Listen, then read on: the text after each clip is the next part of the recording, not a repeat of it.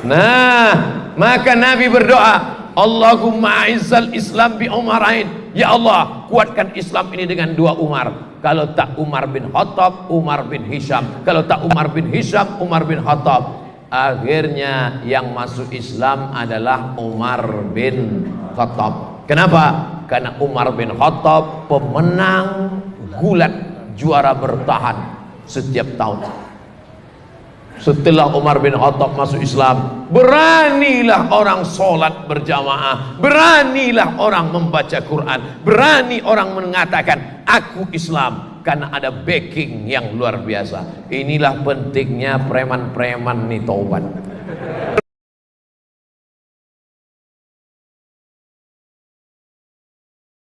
Warahmatullahi wabarakatuh.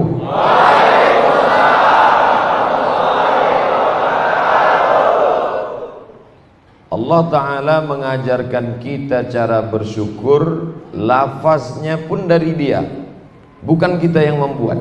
Maka lafaz yang diajarkannya kepada Nabi, Nabi sampaikan ke sahabat, sahabat sampaikan ke tabi'in, sampai ke kita dengan mengucapkan Alhamdulillahirabbil alamin.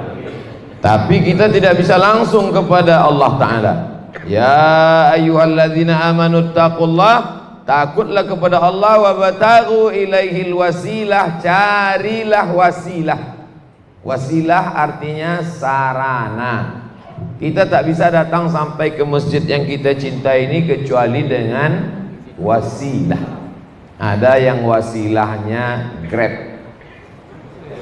ada yang wasilahnya Gojek, ada yang wasilahnya mobil, ada yang wasilahnya lutut. Tapi semuanya melalui wasilah. Begitu juga kita kepada Allah. Siapa kita tanpa wasilah? Maka wasilah kita hanya satu. Siapa dia? Sayyidina wa maulana Muhammad sallallahu alaihi wasallam. Makanya ketika datang orang berkata kami sayang kepada Allah, tapi untuk kepada Muhammad kami tidak perlu sama dia, maka kata Allah, qul, katakan kepada mereka, in kuntum tuhibbunallah, kalau memang betul kalian percaya dan cinta pada Allah, fattabi'uni, ikuti aku. Satu-satunya jalan wasilah hanyalah jalan yang dibawa oleh Muhammad sallallahu alaihi wasallam. Makanya kita berselawat kepada dia, Allahumma salli ala sayyidina Muhammad wa ala ali sayyidina Muhammad. Dia juga mengajarkan kepada kita, laisa minna, tidak termasuk golongan umatku, tidak diakui sebagai umat dia, man lam yarham saghirana, yang tak sayang kepada yang muda, walam ya'rif syarafa kabirina, tidak hormat pada yang tua. Tak hormat pada yang tua, tak sayang pada yang muda, itu bukan umat Muhammad sallallahu alaihi wasallam. Hadis ini bukan bercerita tentang istri tua dan istri muda. Hadis ini bercerita tentang kepada anak-anak muda kita sayang. Sayang kita kepada mereka, kita buatkan komunitasnya, kita bimbing mereka i'tikaf, kita ajak mereka sholat subuh berjamaah, selamat mereka dari narkoba, jauh mereka dari seks bebas, selamat mereka dari geng motor, insyaallah, amin. Makanya masyarakat Batam sayang kepada anak muda. Maka malam ini nanti start jam 2, i'tikaf dibimbing oleh Al-Mukarram Ustadz Luqman Al-Hakim, langsung datang dari Pontianak, Kalimantan, bukan Kuntilanak, Pontianak, Kalimantan Barat. Sudah datang, sudah. Dari jam 2 nanti baca Quran, zikir, muhasabah, sholat sunat, tahajud, witir, sampai azan subuh. Habis sholat subuh baru tausiah yang akan disampaikan langsung oleh Al-Mukarram, saya sendiri. Anak muda kita sayangi semuanya. Adapun yang tua-tua itu kita hormati mereka. Yang saya hormati Bapak pengurus, ketua, beserta anggota jamaah masjid dimanapun berada. Insya Allah semua yang hadir pada malam hari ini dimuliakan Allah Subhanahu wa ta'ala. Judul pengajian kita malam ini adalah kisah saat maut menjemput. Tujuan membaca buku ini supaya kita ingat mati, jangan pelit, jangan bakhil, jangan kedekut, jangan medit, jangan kikir, dan saudara-saudaranya. Itu tujuannya kita kaji malam ini. Saya tidak mau setelah mengkaji masalah mati ini tiba-tiba besok semuanya mau mati. Gimana? Masuk kantor kita, tak usah lah Pak, kita mau mati aja nih. Nah, ini tak betul. Justru sahabat Nabi dulu ingat mati, tapi perjuangan mereka sampai ke Andalusia. Sahabat Nabi sampai terbang ke Bahrul Qazwain. Bahrul Qazwain, Teluk Kaspia, berseberangan dengan Moskow sekarang. Sampai sahabat Nabi ke sana. Namanya Hudzaifah ibnul Yaman, membawa Islam ke sana. Ada pula sahabat Nabi yang terbang ke barat sampai Uqbah bin Amir, ke negeri Maghribi pada masa pemerintahan Utsman bin Affan. Padahal mereka semuanya mengingat mati. Jadi dalam Islam dikaji masalah mati bukan membuat orang menjadi takut hidup, tapi justru makin semangat hidup. Mudah-mudahan setelah mengkaji mati malam ini kita makin semangat hidup insyaallah. Kata Abu Bakar Siddiq, in muttul laila, kalau aku mati malam ini, la tantaziru ilal ghad, jangan tunda sampai besok pagi. Apa maknanya? Cepat-cepat makamkan. Saya pun ingin ikut Abu Bakar Siddiq, karena Nabi menyuruh, alaikum bisunnati, ikuti sunnahku, wa sunnatil khulafa'ir rasyidin, ikuti sunnah khulafa ar-rasyidin al-mahdiyin, yang dapat hidayah, membawa hidayah min ba'di, setelah aku mati. Khalifah-khalifah aku ini mesti kalian ikut. Maka di antara khalifah yang saya ikut adalah Abu Bakar Siddiq. Apa kata Abu Bakar? Kalau aku mati malam ini, jangan tunda pengkebumian jenazahku sampai besok pagi. Saya pun sampaikan di Batam ini, andai aku mati malam ini, jangan tunda sampai besok pagi. Kalau ada yang gali kubur, cuman di sebagian tempat kan kadang nggak ada yang siap menggali. Jadi kalau nggak ada yang siap menggali Pak Ustadz, beko kan ada. Sukan. Di antara yang meninggal malam, ada di sebagian tempat nih tak boleh, jangan kuburkan malam, nanti jadi hantu. Hari gini masih percaya hantu. Dulu anak-anak kecil kalau ditakut-takuti hantu, cepat tidur, ada hantu. Takut. Anak sekarang takut hantu, mana hantunya? Mana. Oleh sebab itu jangan lagi cerita masalah hantu. Hantu ini adalah jin, setan. Lain padang, lain belalang, lain lubuk, lain ikannya. Tempat kita disebut hantu. Kalau di Pulau Jawa disebut dengan sundel bolong, dedemit. Kalau di Sumatera Utara begu ganjang, tinggi dia. Kalau pendek tuyul. Kalau tak bisa berjalan suster ngesot. Itu hantu, setan, jin semuanya. Sedangkan kita sudah diajarkan a'udzubillahi minasyaitonir rajim. Kursiyuhus samawati wal ard wa la yauduhu hifzuhuma wa huwal aliyul azim. Al-Baqarah 255. Ujung surat Al-Baqarah 255, ujung ayat kursi. Untuk apa dibaca itu? Mengusir hantu, jin, jembalang tanah, setan, segala macam. Tidak ada orang mati jadi hantu. Semua ruhnya, orang mati meninggal dunia itu, kalau orangnya baik, ruhnya naik ke tempat yang baik-baik. Tapi kalau orang jahat, maka jatuh kepada sijin. Yang baik-baik illiyin. Ada pula pendapat menyebutkan di pintu surga tak masuk. Tapi ada pula pendapat mengatakan masuk balik dia ke dalam kuburnya. Banyak pendapat tentang itu. Tapi yang jelas kita husnuzan, mudah-mudahan kita semuanya husnul khatimah.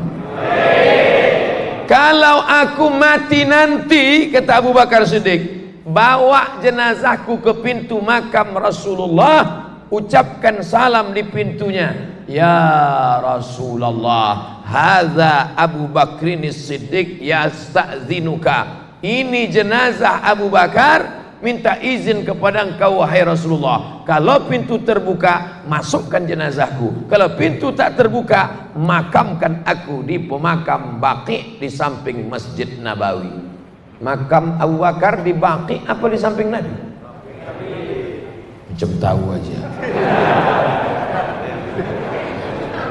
Ada pemakaman umum yang luasnya lebih besar daripada Masjid Nabawi. Kalau kita menghadap ke arah kiblat, sebelah kanan mimbar tempat Nabi khutbah, di sini mihrab tempat Nabi jadi imam, di samping ini adalah dinding makam Nabi Muhammad sallallahu alaihi wasallam. Itulah yang dikatakan Nabi, ma baina baiti wa mimbari, antara mimbarku, mana tadi mimbar?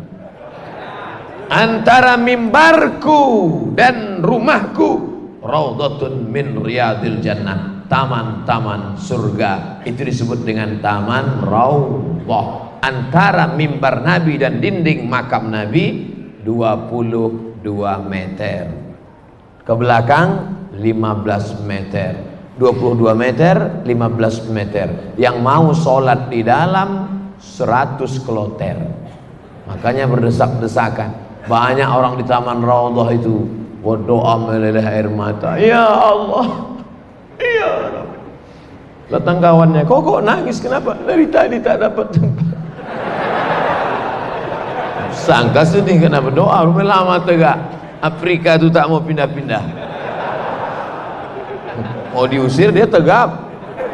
Saudara yang dimuliakan Allah Subhanahu wa taala, nanti kalau aku mati, bawa jenazahku ke makam Nabi. Kalau pintunya terbuka masukkan, tapi kalau pintu tak terbuka maka bawa jenazahku di Baqi. Pesan itu disampaikan dan dilaksanakan oleh sahabat-sahabat Nabi. Meninggal Abu Bakar Siddiq 2 malam, mereka langsung memandikannya, mengkafankannya, dan mereka bawa ke pintu makam Nabi sesuai dengan pesan wasiatnya. Assalamualaikum ya Rasulullah, hadza Abu Bakr Siddiq istazana. Ini Abu Bakar Siddiq minta izin. Apa yang terjadi? Saqatal quflu, jatuh gembok dari pintu makam Nabi. Terus terbuka. Allahu Akbar. Langsung dibawa ke dalam sesuai dengan pesannya. Apa maknanya? Di Jabal Thur dulu mereka berdua saat dikejar kafir Quraisy. Di Madinah 10 tahun bersama berjuang, dan sampai dikubur pun masih tetap juga berdekatan. Makanya kalau kita tegak di depan makam Abu Bakar, makam Rasulullah, assalamualaikum ya Rasulullah, assalamualaikum ya Abu Bakr Siddiq, assalamualaikum ya Umar bin Khattab. Melangkah 1 langkah. Pertama masuk makam Rasul dulu, assalamualaikum ya Rasulullah. Melangkah 1 langkah, assalamualaikum ya Abu Bakr Siddiq. Melangkah 1 langkah, assalamualaikum ya Umar ibnul Khattab. Karena di dalam ada 3 makam. Mudah-mudahan persahabatan kita pun begini juga hendaknya, insya Allah. Di dunia kita bersahabat, di Batam kita berteman, sampai ke liang lahat pun kuburan kita dekat-dekatan, sampai dan nanti masuk ke pintu surga bersama dengan Nabi Muhammad sallallahu alaihi wasallam. Kira-kira bisa tak kita nih sama dengan Abu Bakar nanti? Oke, sekarang saya sebutkan kenapa Allah berikan Abu Bakar keutamaan yang begitu hebat. Pada saat hijrah pindah dari kota Makkah ke Madinah, Abu Bakar ini punya ayah namanya Abu Quhafah. Siapa namanya? Abu Quhafah. Ada tak orang Batam namanya Abu Quhafah? Tak ada. Kalau ada angkat tangan. Tak ada. Abu Quhafah ini benci betul dengan Nabi Muhammad SAW. Ayah Abu Bakar itu musuh Nabi Muhammad SAW. Maka begitu dia tahu anaknya itu pindah ke kota Madinah, lalu kemudian dia pun bertanya kepada cucunya. Nama cucunya anak Abu Bakar adalah Asma. Siapa namanya? Mesti panjang alifnya. Asma. Kalau pendek sesak napas. Ya Asma, wahai Asma. Ya Datuk.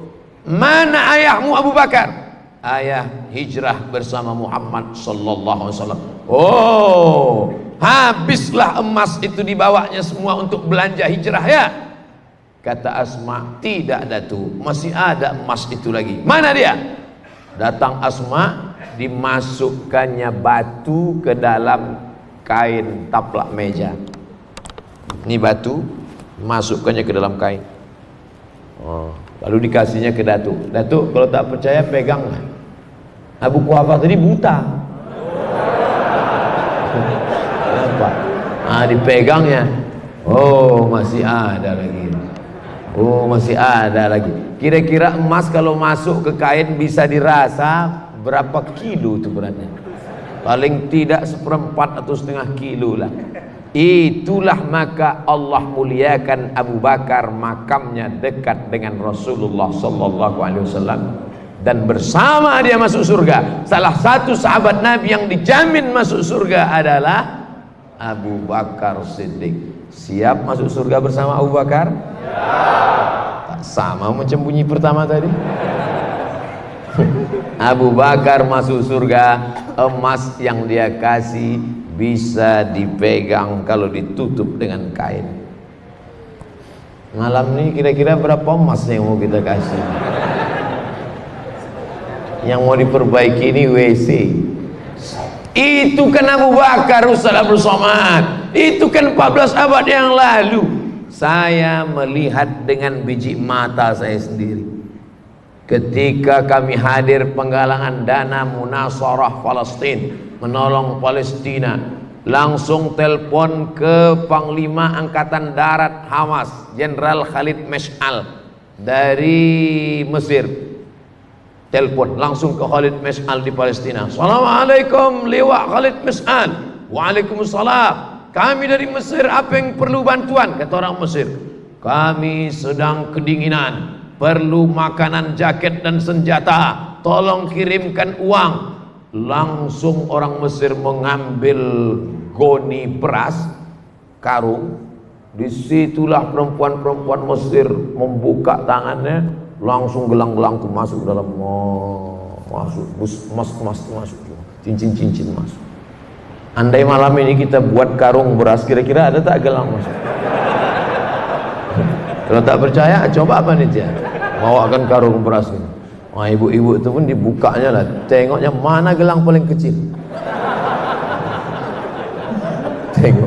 Tengok paling kecil yang sebesar jemuran. Nah, itu masukkannya. Besok pagi dibawa ke toko emas, rupanya imitasi pula. Berdoa bukan main lagi. Masukkan aku ke dalam surga bersama Abu Bakar Siddiq, ya Allah. Kata Abu Bakar, kau mau masuk sama aku? Imanmu gombal. Imanmu hanya di tepi mulut, di ujung bibir saja.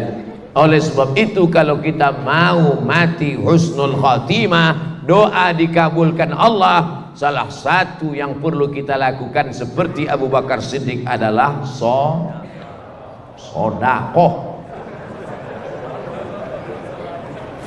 Siap bersodakoh?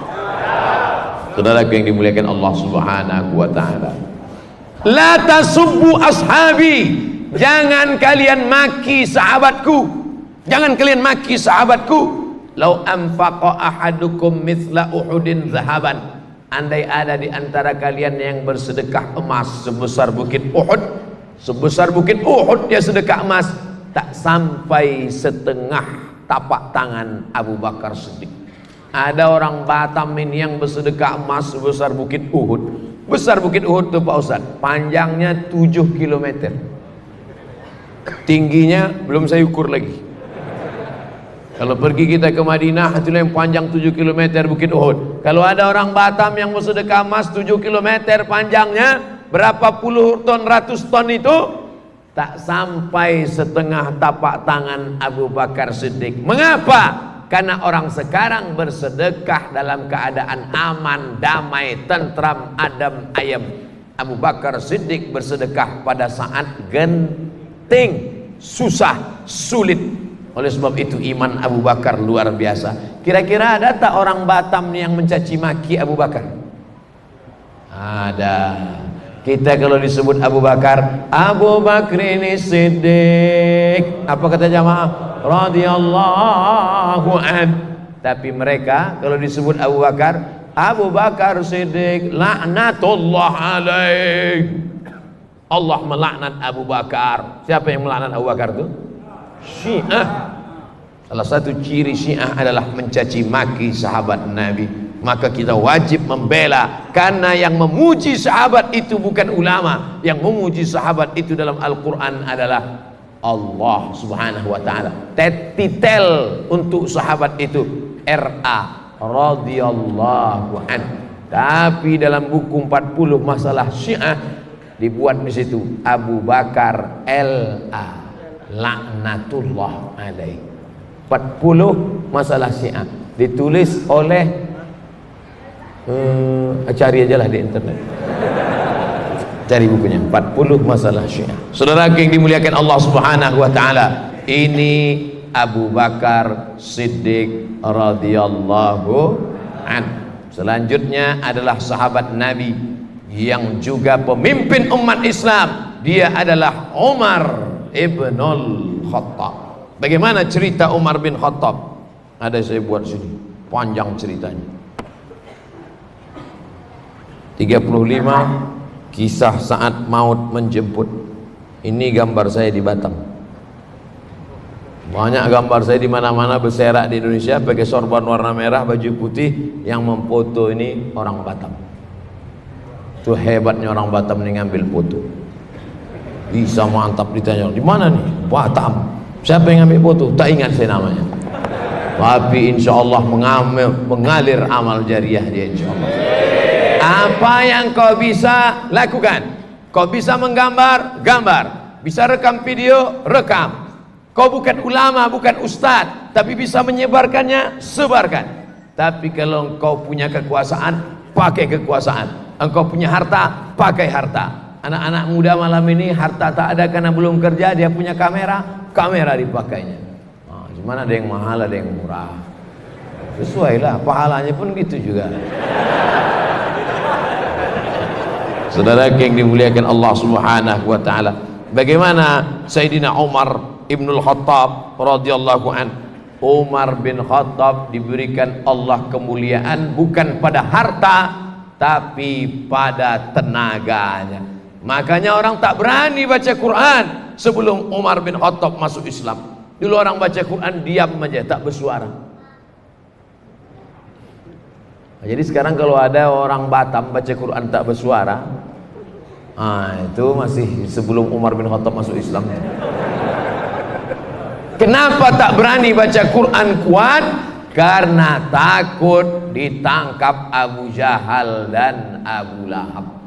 Takut dibuli, takut diejek, takut dicaci maki.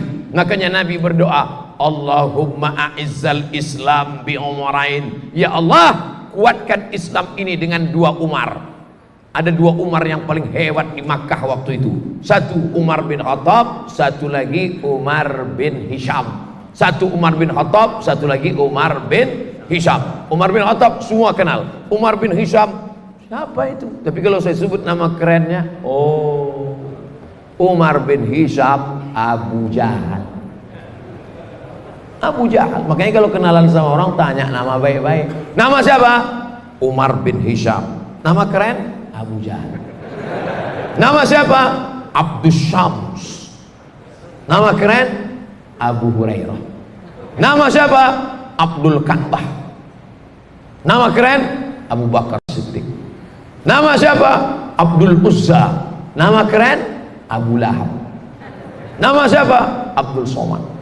Nama keren? Ujian akhir semester. Saudara yang dimuliakan Allah subhanahu wa ta'ala. Nah, maka Nabi berdoa, Allahumma a'izzal Islam bi umarain. Ya Allah, kuatkan Islam ini dengan 2 Umar. Kalau tak Umar bin Khattab, Umar bin Hisham. Kalau tak Umar bin Hisham, Umar bin Khattab. Akhirnya yang masuk Islam adalah Umar bin Khattab. Kenapa? Karena Umar bin Khattab pemenang gulat, juara bertahan setiap tahun. Setelah Umar bin Khattab masuk Islam, beranilah orang sholat berjamaah, beranilah orang membaca Quran, berani orang mengatakan aku Islam, karena ada backing yang luar biasa. Inilah pentingnya preman-preman nih taubat. Kalau tidak, anak-anak muda takut. Mau kemana kok?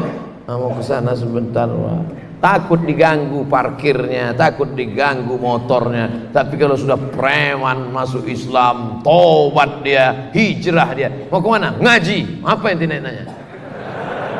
Pijak batang leher kau. Oleh sebab itu bangga kita di Batam ini, preman-preman pun ngaji, tobat insyaallah. Cuman sebelum premannya dia garang, setelah hijrahnya garang, sebelum hijrahnya galak, setelah hijrah juga mesti galak. Cuman bedanya dulu galaknya di pasar, sekarang galaknya mengajak orang amar ma'ruf nahi munkar. Takbir. Banyak juga preman-preman ini sebelum tobat galak, setelah pengajian Pak, itu ada orang ganggu kami, serahkan aja sama Allah. Kalau ada preman model ini, antuk kan kepalanya gitu ya. Ada guna kau hijrah, buat beban aja.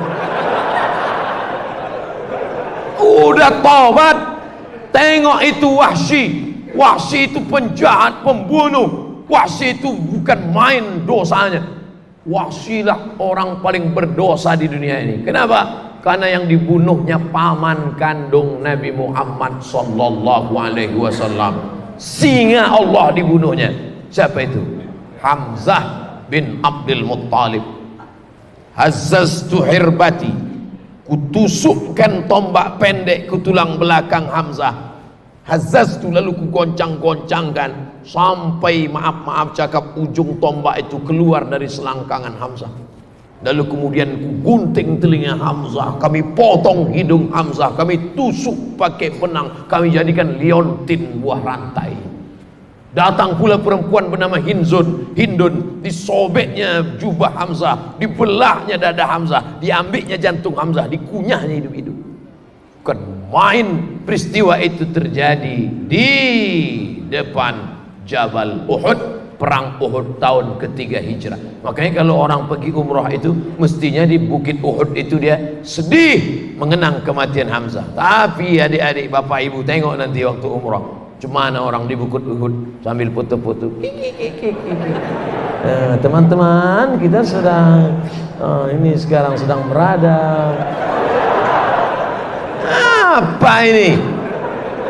Tapi jadilah, daripada dia tak umrah sama sekali, daripada dia sakau, ya kan. Kita doakan mudah-mudahan dia berangkat umrah sekali lagi dengan ilmu insyaallah. Nah, Umar bin Khattab berbeda dengan Abu Bakar. Abu Bakar dengan kelembutannya, Abu Bakar dengan karisma tuanya, Abu Bakar dengan kesantunannya, Abu Bakar dengan emasnya. Tapi Umar bin Khattab dengan lantangnya, Umar bin Khattab dengan suaranya. Makanya ketika Aisyah menengok ada seorang laki-laki yang letoy, loyo, bawanya mau mampus, lalu ditanya oleh Aisyah, "Man hadha? Who is this?" Siapa ini? Kata orang-orang yang ada di situ, "Huwa azhadun nas." Inilah orang yang paling zuhud, inilah orang yang paling rendah hati, inilah orang yang paling tawadu. Kana Umar ibnul Khattab azhadan nas. Umar bin Khattab orang paling zuhud, Umar bin Khattab orang yang paling rendah hati, Umar bin Khattab orang paling tawadu. Idza takallama asma, kalau bersuara, berkata-kata suaranya lantang. Wa idza masya asra, kalau berjalan langkahnya tegap. Wa idza daraba auja, kalau memukul pukulannya keras. Jadi preman kalau sudah tobat, ngomongnya tetap kuat, tangannya tetap keras, kakinya tetap tegap, dan bicaranya tetap lantang, bukan letoy, loyo, lunglai, lesu, lemah, mati. Oleh sebab itu maka dia tetap lantang, tapi lantangnya menyuarakan amar ma'ruf nahi munkar. Balik dari masjid, nampaknya anak-anak muda nongkrong-nongkrong di pos kamling. Anak muda, kenapa kalian tak ke masjid? Ke masjid. Gitu. Walaupun udah tua, Kadang banyak preman-premannya udah tua, ke masjid lah. Bapak nggak bisa kuat lagi, nanti ku tarik sedikit, putus tangkai jantung ini. Saudara yang dimuliakan Allah Subhanahu wa taala, Umar bin Khattab sudah beramal, tapi rupanya Allah ingin mentakdirkan dia menjadi seorang syahid. Pada masa Umar bin Khattab lah Persia ditundukkan. Padahal waktu itu ada dua kerajaan besar. Satu kerajaan Rom. Di mana Rom itu sekarang? Romawi. Satu kerajaan Faris, Persia, Iran sekarang. Rom sekarang Romawi, Roma. Lalu kemudian apa yang terjadi saat itu? Berperang antara Roma dengan Persia. Makanya ada satu ayat, satu surat dalam Al-Quran, namanya surat Ar-Rum. Ghulibatir Rum. Roma kalah, dikalahkan oleh Persia. Tapi Allah masih tahu sama Nabi Muhammad SAW, nanti saatnya Persia akan kalah dan Roma akan menang. Dan saat itu sahabat-sahabat lebih memihak kepada Roma daripada Persia. Pada masa pemerintahan Umar bin Khattab, Persia diislamkan. Ada satu orang yang sakit hati dengan Umar, namanya Abu Lu'lu'ah. Siapa namanya? Pas mau sholat subuh, ditikamnya Umar bin Khattab, ditusukkannya Umar bin Khattab, akhirnya keluarlah darah dari Umar bin Khattab. Umar bin Khattab minum susu, keluar susu itu dari tempat luka tikaman itu, ditahannya sampai akhirnya beliau mati menjadi seorang syahid. Ini pelajaran, orang selevel Umar bin Khattab pun mempan juga oleh pisau. Ini baru sholat 2 kali udah tak mempan pisau. Baru sholat 2 kali, subuh sama zuhur, sore itu asar udah cucuk-cucuk tak mempan. Umar bin Khattab aja kena pisau, luka, meninggal dunia. Oleh sebab itu apa yang terjadi sebenarnya? Umar bin Khattab kalau dia berjalan, Umar bin Khattab di suatu jalan, maka setan akan jalan di tempat yang lain. Takut setan melewati jalan Umar bin Khattab. Kita satu perjalanan sama setan. Oleh sebab itu jangan-jangan setan sudah masuk ke dalam badan. Makanya orang-orang yang dianggap seperti ini, apa kata ulama ahli tasawuf? Idza ra'aitar rajul, kalau kau lihat ada orang yatiru fil hawa, terbang di atas awan, yamshi alal ma', jalan di atas air, la taghtar. Kalau ada kau nampak orang kebal, jangan tertipu. Kalau nampak ada orang terbang di awan, jangan tertipu. Kalau ada nampak orang jalan di atas air, jangan terpukau. Pandanglah pada istiqomah. Kenapa? Karena orang yang jalan di atas awan, terbang di atas awan, jalan di atas air, boleh jadi dipermainkan oleh setan, berkawan dengan setan. Sedangkan kita tiap hari, tiap malam berkata a'udzubillahi minasyaiton. Yang betul nih mana Pak Ustaz? Setan apa syaiton? Syaiton. Cuman orang kita payah bilang syaiton. Apa tuh? Setan. Kata setan, aku bukan setan, jadi syaiton. Sama lah itu. Saudara yang dimuliakan Allah Subhanahu wa taala. Jadi Allah kasih kita pintu kebaikan macam-macam. Yang bisa masuk dari kanan, masuk dari kanan. Yang bisa masuk dari kiri, masuk dari kiri. Kalau kau bisa masuk dari kanan, dari pintu harta, seperti Abu Bakar Siddiq. Kalau mau masuk dari kiri, seperti Umar bin Khattab dengan kekuasaan.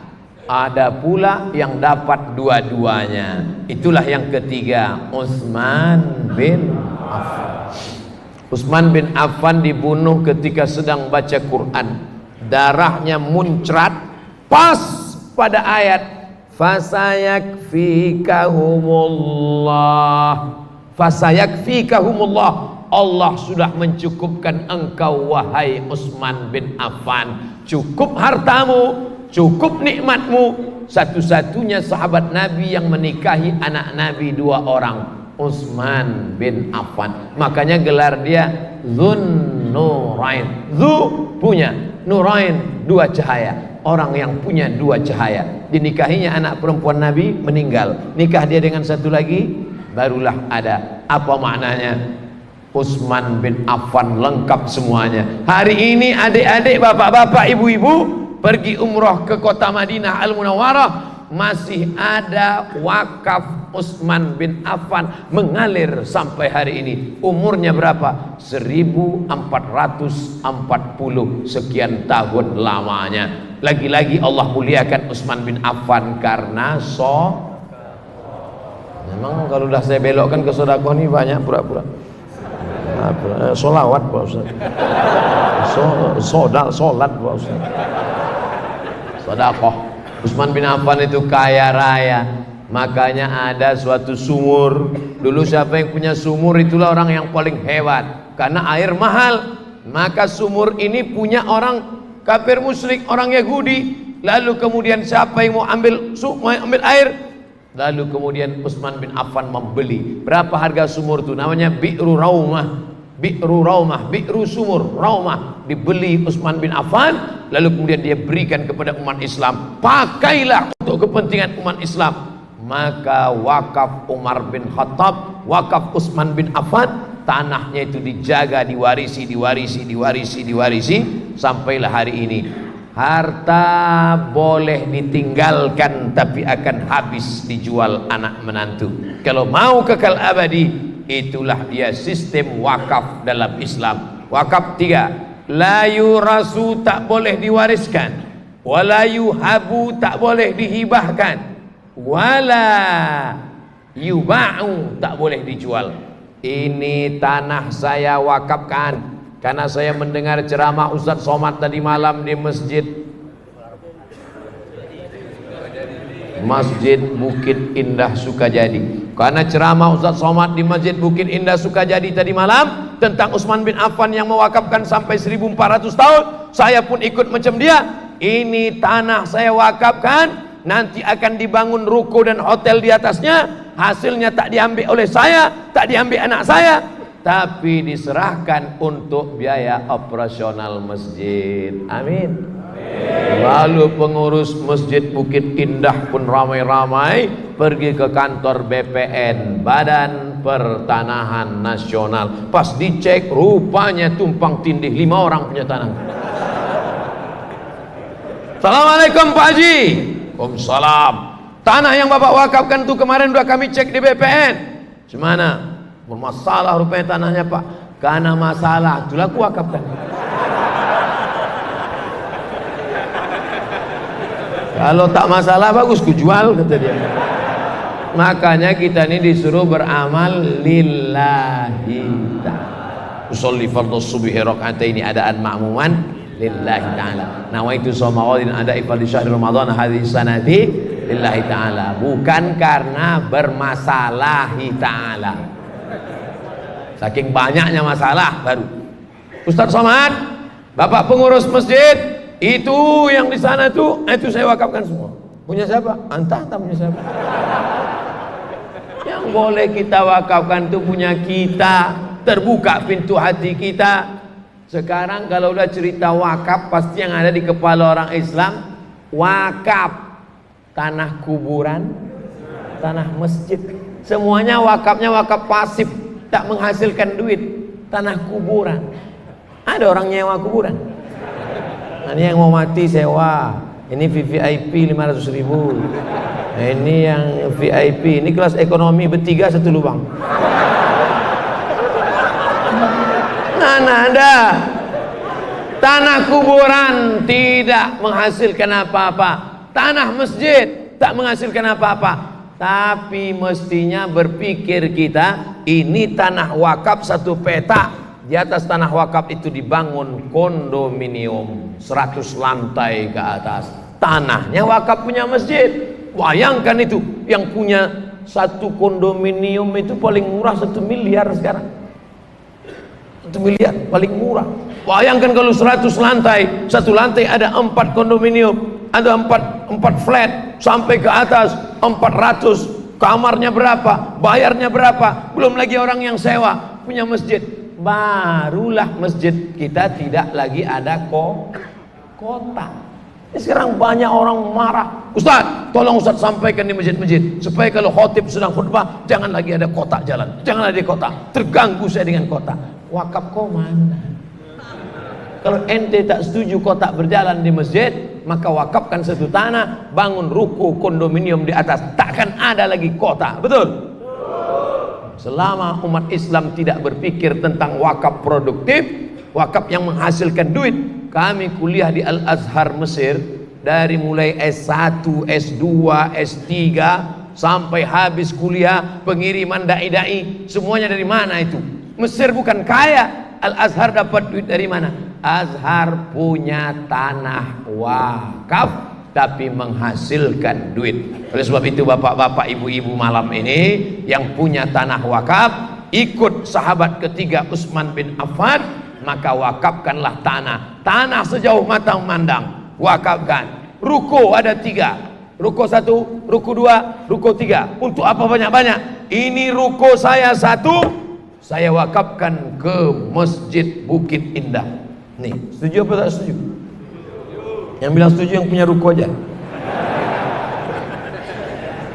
Ruko 1 pintu harganya 1 miliar, sewanya 1 tahun 50 juta. Bayangkan kalau ada bapak malam ini 10 orang, lalu kemudian dia wakafkan, lalu kemudian wakaf, selama ini duitnya masuk kantong dia, tapi lalu kemudian dia katakan 10 orang saja 1 pintu 50 juta, 10 orang 1,5 miliar, maka taklah lagi kembang kempis nyawa pengurus memikirkan listrik, dan kita pun tak sepanas ini.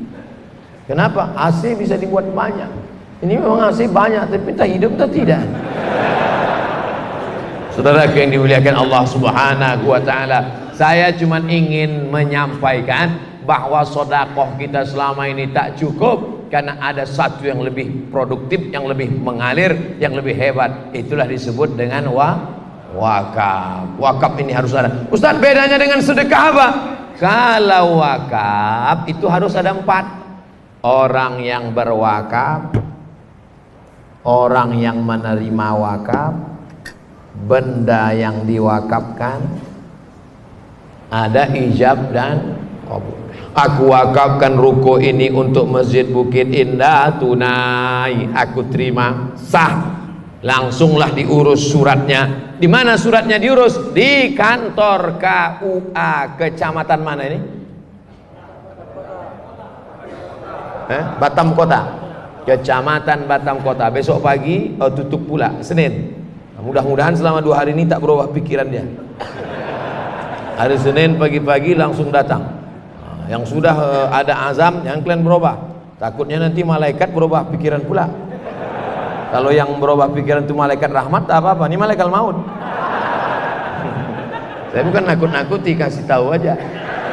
Nah, hari Senin pagi, bapak yang memberi wakaf sama nazir masjid, pengurus, pergilah ke kantor KUA. Mama, papa ke kantor KUA dulu ya. Apa?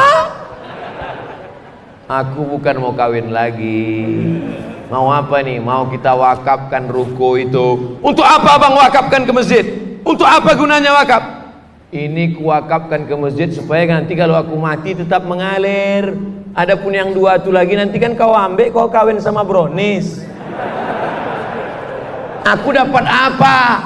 Ruko kita 3, yang 1 diambil lakimu, yang 1 lagi diambil anak kita. Aku dapat apa? Cuma kain putih. Itu maksudmu? Jangan kalian jadi takut semua. Ya, takut. Tak usah lah bang. Iyalah deh. Habis itu sakit jantung mati. Dapat apa? Bapak pergi pagi pulang petang, peras keringat banting tulang tunggang langgang lintang pukang. Mati cuma dapat kain putih. Ada orang mati pakai baju batik? Baju batik tinggal, sorban tinggal, jam tangan lupa pula pakai jam tangan.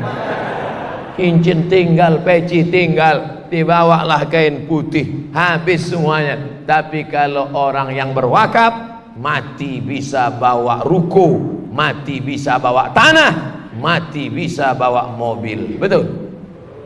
Bisa mobil juga mati? Bisa. Yang punya mobil, berapa mobilmu? 5. 1 wakafkan. Nanti ditulis mobil wakaf membawa jenazah. dalam kurung yang gemuk saja. Yang kurus macam saya 2 orang mikul selesai. 200 kilo patah kaki orang tu mikul. Silap-silap yang mikul tu pula mati juga. Saudara yang dimuliakan Allah Subhanahu wa taala, ini adalah Khalifah Utsman bin Affan. Malam ini saya cuma cerita tentang bagaimana mereka-mereka yang hebat-hebat itu. Saya mau ikut Abu Bakar, silakan. Saya mau ikut Umar, silakan. Rasa-rasanya saya mau ikut Utsman, silakan. Tapi yang 3-3 ini udah saya tengok berat-berat semua Pak Ustaz. Oke, kalau gitu kita ikuti Sayyidina Ali. Sayyidina Ali paling ringan. Gimana Sayyidina Ali? Tidur aja. Ringan kan? Waktu Nabi hijrah, apa tugas Sayyidina Ali? Tidur. Ali, aku mau naik ke Jabal Sur, bersembunyi karena kafir Quraisy ngejar. Jadi kau tidur aja di sini. Nah, tidur aja. Ringan kan? Malam itu 14 anak-anak muda Al-Gojo membawa perang, mau mencincang Sayyidina Ali. Untung salah satu dari mereka membuka. Sebelum kita cincang, kita tengok dulu siapa di balik ini. Tengoknya Sayyidina Ali. Bayangkan kalau tak disingkapnya, jadi apa Sayyidina Ali malam itu? Apa pelajaran dari sini? Kalau tugas itu berat, resikonya berat, maka kasihkan pada saudara dekat. Tapi kalau tugas itu ringan, nyawa tidak begitu menjadi ancaman, kasihkan kepada kawan. Itulah beda antara kawan dengan saudara. Kalau otaknya macam Nabi Muhammad SAW. Tapi orang sekarang enggak. Mana yang paling terancam, itu kasihnya ke kawan. Kalau yang enak-enak kasihnya saudara. Tapi mengaku umat Muhammad. Kau bukan umat Muhammad, umat Abu Lahab. Saudara yang dimuliakan Allah Subhanahu wa taala, Sayyidina Ali sebelum meninggal dipanggilnya Sayyidina Al-Hasan. Adik Sayyidina Hasan Sayyidina Al-Husain. Ustaz, kenapa nyebut Sayyidina? Sayyidina artinya pemimpin kami.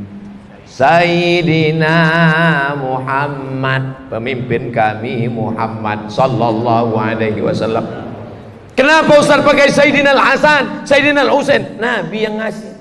Innal Hasan wal Husain sayyida syababi ahlil jannah. Hasan dan Husain pemimpin pemuda penghuni surga. Nanti yang anak-anak muda ini masuk surga, pemimpinnya ketua remaja masjid surga itu, apa pula remaja masjid? Ketua remaja surga, RMS, remaja masjid surga. Ketua remaja surga itu nanti adalah Sayyidina Al-Hasan, Sayyidina Al-Husain. Tapi yang tua-tua pun jangan kecil hati, karena nanti ketika masuk surga semuanya balik jadi muda. La yadkhulul jannata ajuzun, tak masuk surga orang tua.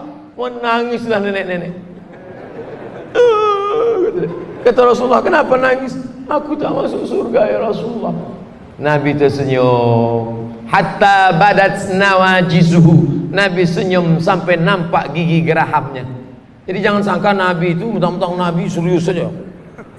Nabi senyum sampai nampak gigi gerahamnya. Ketika datang nenek-nenek mengatakan, ya Rasulullah, aku tak masuk surga karena engkau bersabda la yadkhulul jannata ajuz, tak masuk surga nenek-nenek. Nabi tersenyum sampai nampak gigi geraham. Kira-kira kalau senyum sampai nampak gigi geraham itu macam mana? Katanya, saking senangnya hati Nabi, Nabi tertawa. Apa maknanya? Nabi pun juga ada bercanda tapi tidak berdusta. Ini banyak orang kalau sudah ngaji, nengok mukanya aja ingat neraka jahanam. Dan pikir Nabi itu tak ada tersenyum.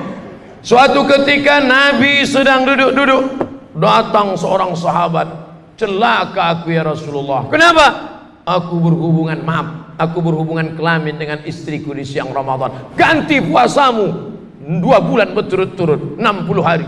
Ya Rasulullah, sedangkan 30 pun aku tak tahan. Kalau begitu kau kasih fakir miskin 60. Aku pun miskin ya Rasulullah. Nabi pergi ke belakang mengambil kurma, dikasih Nabi. Kau miskin, ini kau bawa kurma, kasih orang paling miskin di kampungmu. Ya Rasulullah, di kampung tuh aku yang paling miskin. Nabi pun tersenyum, hatta badat nawajizuhu.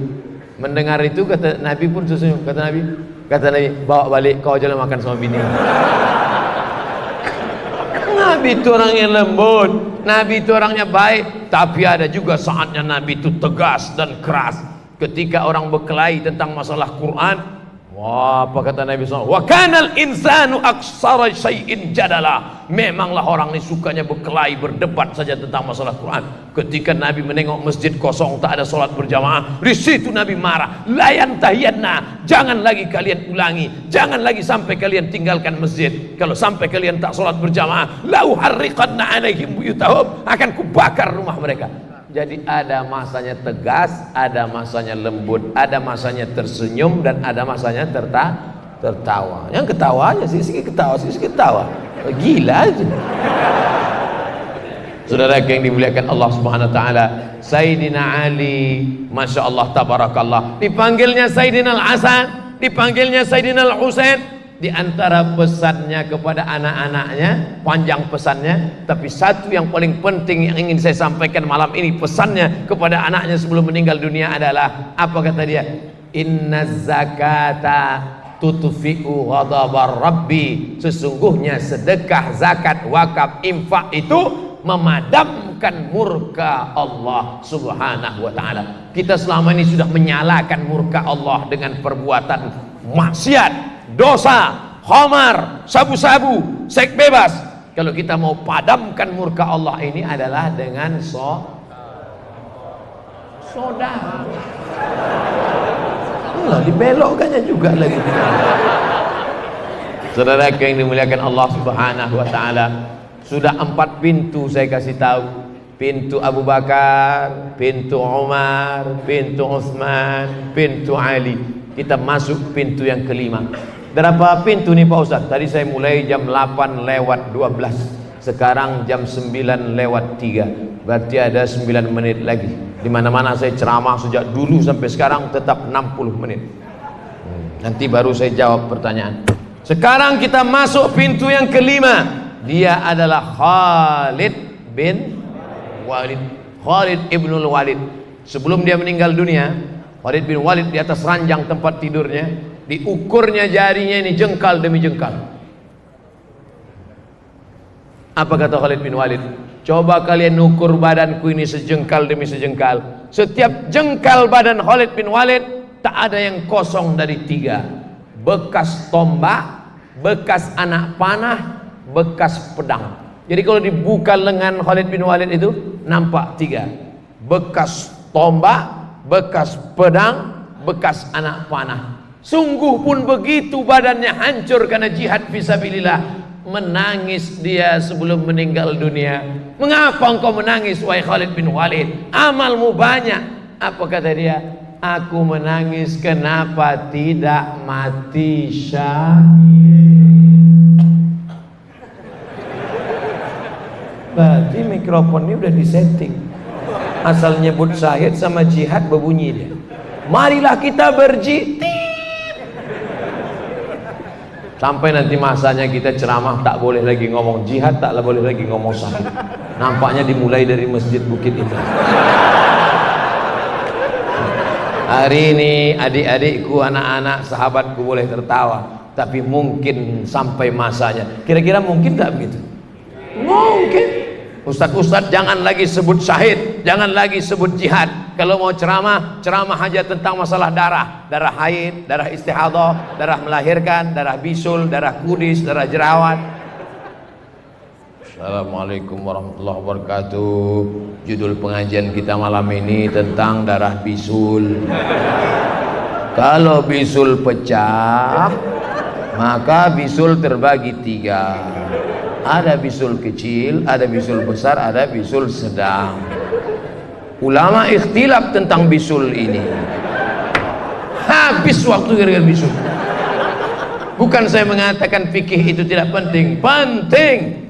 Tapi ada fikul aulawiyat, masalah wudu, masalah toharah, masalah bersuci, penting. Ngaji, baca kitab. Tapi larut dalam itu maka sesungguhnya kita sudah mubazir bukan mubazir duit, tapi mubazir intelektualitas. Innal mubazzirina kanu ikhwanas syayatin. Oleh sebab itu masalah intelektual ini hati-hati. Banyak juga orang yang kita sangka intelek, rupanya telek mambu. Saudara yang dimuliakan Allah Subhanahu wa taala, pintu Abu Bakar sudah, pintu Umar sudah, pintu Utsman sudah, pintu Ali sudah, pintu Khalid bin Walid sudah. Saya tidak mau mengetes jamaah, tak suka saya model begitu. Siapa yang mau ikut pintu Umar? Siapa yang mau Khalid bin Walid? Tak mau. Saya tak mau kita menjadi hipokrit munafik. Pokoknya pilih ajalah salah satu. Yang mau lima-limanya alhamdulillah. Satu pun tak mau, na'udzubillah, mati aja dah. Ada lagi pintu yang lain, ada namanya Abdurrahman bin Auf. Siapa namanya? Ini salah sobat. Kalau begini tinggal pakai gitar aja lagi.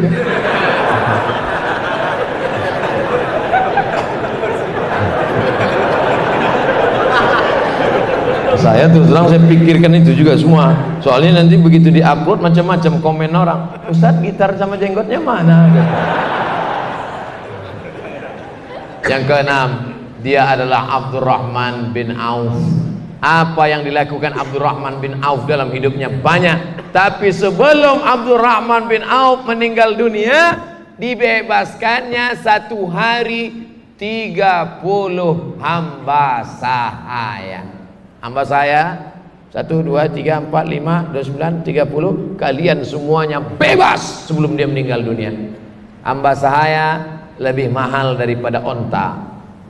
Hamba sahaya manusia. Zaman itu bisa dimiliki, dibolehkan untuk dimiliki. Tapi kemudian Islam menghapuskannya perlahan-lahan. Sampai hari ini tak lagi ada hamba sahayaan. Tapi di Afrika Selatan masih ada hamba sahaya sampai pada masa presiden, siapa nama presiden Afrika Selatan? Nelson Mandela. Saya ingat, cuma ngetes saja. Nelson Mandela. Bahkan dulu adik-adik, abang-abang yang mungkin sebaya atau sejata saya masih ingat dulu cerita hari Ahad TVRI, cerita tentang perbudakan. Siapa itu? Little Missy dan Tuan Baron. Hei Missy, kamu harus saya jual. Tapi saya mencintainya Tuhan. Yang ketawa berarti udah tua, karena dia nonton itu dulu. Perbudakan, politik apartheid, membedakan kulit hitam kulit putih. Ketika Islam datang, maka dibebaskanlah budak hamba sahaya. Abu Bakar Siddiq membebaskan budak yang juga menjadi sahabat Nabi, Bilal bin Rawah. Itu dibeli oleh Abu Bakar dan dibebaskannya. Makanya ketika Abu Bakar datang bersama Bilal, apa kata Nabi? Hadza sayyiduna a'taqa sayyidana. Ini Sayyidina Abu Bakar membebaskan Sayyidina Bilal. Setelah masuk Islam, dua-duanya menjadi orang mulia. Yang membebaskan budak mulia, yang memberi budak mulia, dan yang pernah menjadi budak pun mulia. Karena dalam Islam tak dilihat warna kulit, semuanya kita menjadi hamba Allah, bukan hamba manusia. Makanya nama yang paling mulia adalah hamba Allah. Abdullah, Abdurrahman, Abdurrahim, Abdul Somad.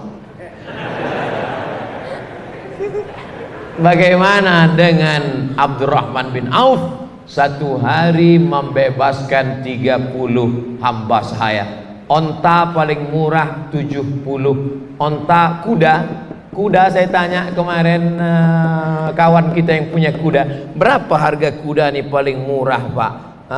70 juta lah Ustaz. Itu pun kuda-kuda yang udah pensiun lah. Yang kira-kira kalau kita naik tak melompat lagi dia udah. Terserah kau lah kata dia. Kuda murah 70 juta dan onta lebih mahal. Jadi kalau kuda 70, onta 90, anggaplah budak hamba sahaya ini satu orang 100 juta kali 30 orang satu hari, berarti dia keluar duit berapa itu? 3 miliar sedekah Abdurrahman bin Auf. Jadi kalau ada orang sekarang mengatakan umat Islam itu diajarkan untuk miskin, susah, melarat. Sahabat Nabi itu orang-orang susah. Abdurrahman bin Auf ketika meninggal dunia, dihitung hartanya Dari cara menghitungnya bagaimana? Berapa untuk istri dia, berapa untuk anaknya, berapa dihitung, ternyata Abdurrahman bin Auf itu hartanya 6 triliun. Berapa nolnya itu? 1 juta 6, 1 miliar. Nah, ini 6 triliun. Bayangkan kalau 6 triliun itu kita belikan cincau. Berenang kita, berenang sambil minum cincau lah. Saudara yang dimuliakan Allah SWT, saya cuman mau menyampaikan bahwa kalau sanggup dengan harta pakai harta, kalau tak ada harta dengan tenaga, tapi yang paling hebat amal adalah sedekahun jariyah. Kuat bapak malam ini tahajud sampai subuh, besok malam stop, mati. Kuat 1 hari khatam Quran, besok berhenti, mati. Tapi ada yang tetap mengalir. Mana dia? Nih orang yang membangun masjid ini, maka mengalirlah pahalanya sampai hari kiamat insyaallah. Amin. Kalau terkumpul duit malam ini, mau dibangunkan klinik duafa. Orang susah tak ada duit masuk klinik, sementara biaya pengobatan mahal melambung. BPJS naik.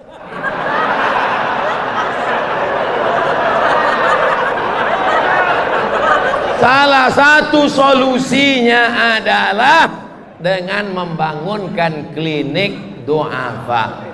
Sepanjang saya ceramah di mana-mana, baru di Masjid Bukit Indah Sukajadi inilah yang pengurusnya punya program klinik duafa. Takbir. Kadang pengurus-pengurus ini kalau hari Jumat, kas masjid kita ada 200 juta. Bangga pula tuh pengurus, bilang 200 juta. Sementara sholat di masjid, tikar sembahyang pun lapu. Itu bukan duit kalian pengurus, itu duit umat, betul? Belikan sajadah, bangunkan WC, bangunkan kamar mandi, bangunkan toilet. Kalau perlu yang kerannya tak main putar lagi, batuk keluar air.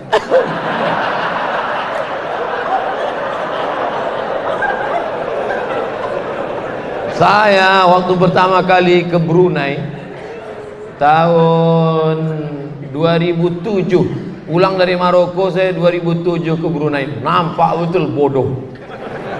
Sampai situ tak tahu saya mana yang mau diputar ini. Tapi saya tak mau nanya, masa LCMA nanya? Saya tunggu orang masuk. Saya tunggu orang masuk. Cemana dia cara mengeluarkan air? Rupanya diginikan aja ke bawah keran itu. Nah, keluar dia.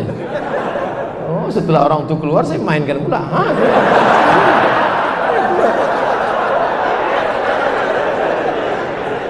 Itulah. Kadang pongah juga kita. Oleh sebab itu apa maknanya? Berikan kemudahan-kemudahan untuk rumah Allah. Buatkan AC banyak-banyak. Alhamdulillah Ustaz Somad, sejak AC masjid kami banyak, ramai masjid kami sekarang. Tapi tidur siang. Tak betul. AC dibuat itu supaya nyaman mendengarkan khutbah ibadah. Karpetnya tebal. Tengoklah Masjid Bukit Indah nih, karpetnya tebal. Ini lunas sudah kan? Dindingnya pun batu marmer granit indah, pokoknya mantap lah. Cuman yang kurang tak ada pula gambar saya. Tak usah lagi pakai gambar-gambar, sah. Gambar manusia tak bagus, sudah cukuplah ini sudah. Oh, Masjid Bukit Indah Sukajadi Batam. Oleh sebab itu nanti kalau terkumpul duit ini, dibuatlah klinik-klinik untuk duafa. Bapak-bapak yang tak duafa pun boleh juga, cuman bayar. Ada klinik gigi, ada klinik bersalin, ada klinik kulit. Orang yang sakit gigi jauh dari Allah, tapi kalau kliniknya dekat masjid, pas azan Allahu Akbar, Allahu Akbar, kata dokter, Pak ke masjid dulu Pak. Ini ke masjid. Pas habis sholat sehat dia. Alhamdulillah sehat rasanya, sehat kata dia. Begitu juga dengan ibu-ibu yang hamil tuh, tak pernah dia mendengar ayat Quran, tak pernah dia berwudu, tapi begitu sama ibu-ibu sudah sholat, Sudah, mudah-mudahan diberikan Allah kemudahan ya, tenang jiwanya. Itulah makanya klinik di halaman-halaman masjid. Kebetulan ada tanah kosong, buatkan klinik duafa, klinik. Bapak ibu kalau pergi menengok orang-orang susah yang tak punya duit, masya Allah, tabarakallah. Saya kemarin pulang dari Sabah, Malaysia. Saya mau ngasih tahu aja bahwa saya ceramah tuh udah luar negeri aja saya. Ustadz Samad, ini orang hebat, kata Pak Haji, ini orang hebat Ustadz Samad. Apa hebatnya Pak Haji? Dia datang ke rumah sakit, dicarinya orang miskin yang jauh dari kampung, yang tak punya penginapan di kota, otomatis tak ada tempat tidur, tak ada makan, dibelikannya nasi kotak, nasi bungkus bagi.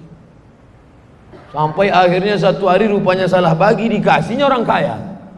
Orang kaya ini nanya, ini bukan hak saya bagi-bagi. Akhirnya dia pula membagi kepada yang lain. Jadi ada saja ide-ide orang untuk membuat kreatif, untuk membantu. Ini makannya, tapi biaya kesehatannya. Saya pula pergi ke Bandung, ada orang kena kanker mata, ada saudara kita yang kena kanker leher, berlubang tenggorokan, ada yang kena kanker perut. Sudah saya tanya, ini sudah berapa bulan? Baru 4 bulan Ustaz, tapi rasanya sudah sesak nafas. Mau dioperasi kapan? 2020. Sekarang baru bulan September, 4 bulan aja udah sebesar itu. Meletuplah 2020. Akhirnya dibawa langsung ke rumah sakit. Kenapa? Karena ada orang yang berbagi. Banyak orang miskin diuji dengan kemiskinannya sabar, tapi banyak orang kaya yang diuji dengan kekayaannya tak sabar. Orang sabar diuji dengan miskinnya sabar, orang kaya tak sabar, datang bakhilnya, datang pelitnya, datang kikirnya. Kalau kakinya diuji untuk datang ke masjid, kuat. Diuji telinganya dengar ceramah, tahan. Diuji untuk tegak berdiri di luar tak dapat tempat duduk, tahan. Yang berdiri jangan tersinggung, karena aku pun berdiri juga dari tadi. Tak bisa rupanya Ustaz duduk. Bisa duduk kursi udah secantik ini, tengok mahal ini. Kenapa Ustaz tegak berdiri? Nanti kalau saya duduk yang belakang tuh bilang tak nampak Pak Ustaz, padahal udah dikasih layar 2, udah mantap-mantap. Ini layar ini memang permanen. Alhamdulillah, karena dibagi sebagian masjid ada yang masih minjam. Artinya masjid kita sudah kaya, sudah mantap. Kalau untuk sarana prasarana ibadah sudah cukup rasanya. Karpetnya, AC-nya, kipasnya, lampunya, layarnya, cukup sudah. Tapi tidak boleh terus merasa cukup. Mesti ada pelayanan kesehatan untuk saudara-saudara kita yang duafa. Dan tadi pula saya dengar sayup-sayup rupanya untuk tambahan kamar mandi, supaya jangan sampai orang terkencing-kencing di lantai. Harus ada tambahan-tambahan. Nampaknya sepele Bapak Ibu, tapi jangan pula kita berpemahaman siapa yang bangun masjid dibangunkan rumah di surga. Siapa yang bangun masjid dibangunkan rumah di surga. Jadi kalau membangun WC, masa masuk surga cuma dapat WC Pak Ustaz? Bukan gitu cara berpikirnya. Ini otaknya harus diluruskan. Yang mau kita ambil pelajaran di sini bahwa kita sudah memudahkan urusan orang lain. Tidak ada urusan yang paling sulit daripada urusan buang air. Betul? Yang pernah kebelet merasakan itu. Itu kok otak naik. Kalau ada orang mau ngasih duit, ada orang mau ngasih cincin emas, ada mau ngasih duit, dengan mau ngasih WC, sedang kebelet sikit lagi mau tumpah, pilih mana? Duit apa WC? Berapa lama orang dalam perjalanan tolong cari pom bensin, tolong cari untuk apa Pak? Minyak kita kan full, bukan minyak ini udah di ujung udah. Rasanya mau diikat aja pakai karet. Saudaraku yang dimuliakan Allah Subhanahu wa taala, maka kalau bapak ibu kasihkan duit ini lalu nanti untuk membangun WC, itu adalah memudahkan urusan orang lain. Saya sudah ceramah 70 menit, jam 21.21 cantik angkanya. Kita sungguh dulu serentak 3 21 21 21